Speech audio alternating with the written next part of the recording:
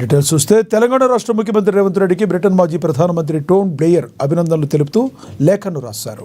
రాష్ట్ర ప్రభుత్వం ప్రతిష్టాత్మకంగా భావిస్తున్న తెలంగాణ రైజింగ్ 2047 దార్శనిక ప్రణాళికను తనను ఎంతగానో ఆకట్టుకుంటుందని ఆయన పేర్కొన్నారు. ఈ బృహత్తర లక్ష్య సాధనకు తమ వంతు సహకారం అందిస్తామని కూడా బ్లెయిర్ హామీ ఇచ్చారు.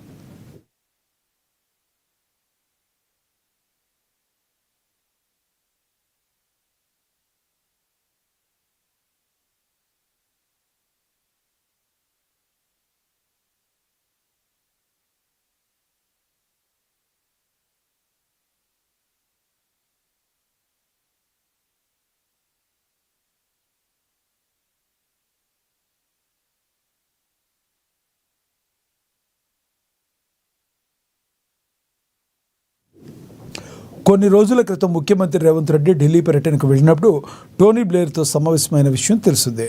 ఆ భేటీ సందర్భంగా తెలంగాణ రాష్ట్రాన్ని 2047 నాటికి అన్ని రంగాల్లో అగ్రగామిగా నిలపాలనే లక్ష్యంతో రూపొందించిన తెలంగాణ రైజింగ్ విజన్ 2047 గురించి రేవంత్ రెడ్డి ఆయనకు వివరించారు.